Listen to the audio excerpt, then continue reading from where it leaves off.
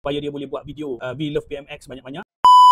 Assalamualaikum warahmatullahi wabarakatuh dan salam sejahtera. Tadi Ketua Pengarah Pendidikan Malaysia telah membuat kenyataan bahawa keempat-empat pelajar yang terlibat dalam kes di Melaka itu telah dibuang sekolah serta-merta. Ini satu berita yang sangat baik. Semalam timbul isu bila menteri kata nak beri peluang kepada mereka ni ambil SPM dan sebagainya. Rakyat marah, netizen marah sebab macam tak fikir hati dan perasaan pelajar-pelajar di situ, cikgu-cikgu di situ, mangsa sendiri. Tapi bila Ketua Pengarah KPM ni buat kenyataan empat-empat tu dibuang sekolah, maknanya bila dah kena buang sekolah, dia orang ni bukan lagi calon SPM di situ. Jadi mereka tidak boleh ambil SPM di situ.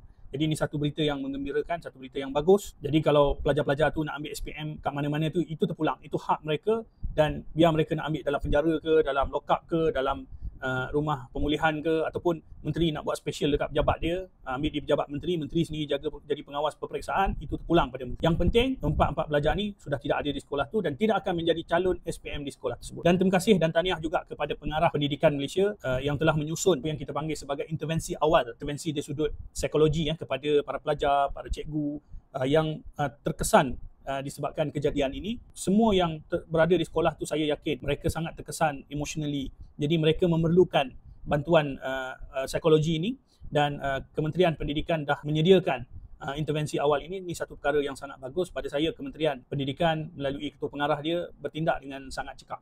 Jadi apa yang boleh kita belajar daripada kejadian ini dan juga beberapa insiden-insiden yang menimpa sistem pendidikan kita, isu rogol ini, isu pemakaian pelitup muka kerana kluster influenza yang dah terlalu teruk. Semua isu-isu ini kita lihat bila menteri yang jawab, dia jadi isu besar. Dia jadi menimbulkan masalah, menimbulkan kegusaran di kalangan ibu bapa. Dan apabila Ketua Pengarah Pendidikan sendiri yang jawab, kita dapat lihat jawapan yang diberikan oleh Ketua Pengarah Pendidikan Malaysia ni sangat tenang, sangat menepati apa yang dikehendaki oleh para ibu bapa, rakyat Malaysia.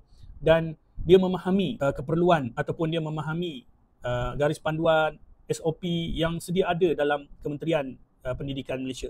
Sebab itu kalau dalam kes pelitup muka, menteri boleh cakap nak rujuk KKM untuk mengeluarkan arahan pakai pelitup muka untuk membasmi ataupun mengurangkan jangkitan influenza A. Sedangkan dalam garis panduan yang dikeluarkan pada tahun 2022 sudah ada garis panduan yang membenarkan KPM mengarahkan pelajar-pelajar dan juga cikgu-cikgu untuk memakai pelitup muka bagi memutuskan rantaian jangkitan penyakit-penyakit seperti influenza dan sebagainya. Jadi bila menteri tak faham, menandakan bahawa menteri ini dia tidak menguasai kementerian dia. Akhirnya Ketua Pengarah Pendidikan sendiri terpaksa tampil dan memberikan kenyataan bahawa pelajar-pelajar dan para guru digalakkan untuk memakai pelitup muka seperti mana dalam garis panduan. Jadi pandangan saya lah, lepas ni kalau hal-hal berkaitan Kementerian Pendidikan ni, kita biar Ketua Pengarah Pendidikan Malaysia lah yang memberikan jawapan, memberikan respon dan memberikan pengarahan.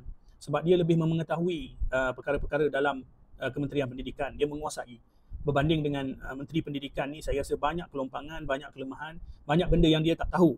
Dan ada baiknya kalau dia diberikan tanggungjawab untuk menjaga hal ehwal pejabat Perdana Menteri supaya dia boleh buat video We Love PMX banyak-banyak dan mengampu PMX supaya dia boleh kekal jadi Menteri Pendidikan sampai bila-bila. Selebihnya, rakyat sudah tidak mengharap kepada Menteri Pendidikan ini untuk menjaga Kementerian Pendidikan, sekolah-sekolah dan juga cikgu-cikgu dan murid-murid. Saya harap cadangan saya ini boleh diterima oleh Menteri dan juga Perdana Menteri. Sekian, terima kasih. Assalamualaikum warahmatullahi wabarakatuh.